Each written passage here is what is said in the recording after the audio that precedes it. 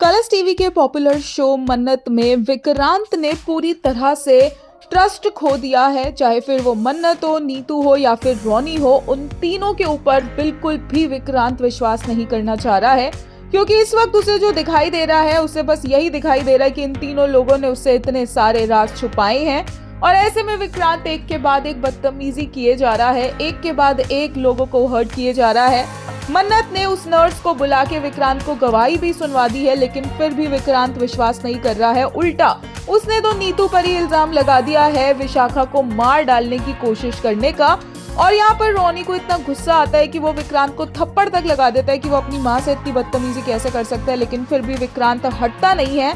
ना सिर्फ रोनी और नीतू के साथ बल्कि मन्नत के साथ भी वो बदतमीजी करता है, और जब बीच में श्रुति आती है तो श्रुति को भी वो नहीं छोड़ता है और उसे भी याद दिला देता है कि वो इस फैमिली का हिस्सा नहीं है, वो है कौन। और मन्नत बीच में आकर उन्हें अलग करती है और श्रुति को बोलती है कि आप बुरा मत मानो, जो इंसान अपनी माँ पापा की इतनी ज्यादा बेइज्जती कर सकता है वो आपको क्या ही कुछ समझेगा।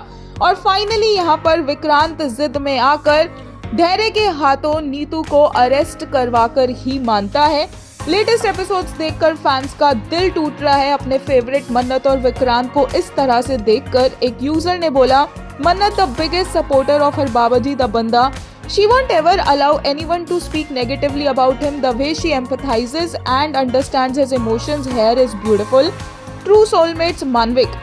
एक और यूजर ने कहा, DCP has now decided to do his job. Nurse should be imprisoned. Grandma should have been protected by the police. ARS should be returned to prison when everyone discovered the truth about Vikrant. Vishakha should have been imprisoned. एक और user ने कहा, it's hurting even to tweet. Vikrant is not budging in spite of begging, justifying and explanations by Rotu and Shrew. Mukta Dond has brought his character so low that it cannot be redeemed quickly. Hence the leap. Mannat, wow, trying so hard to save her marriage.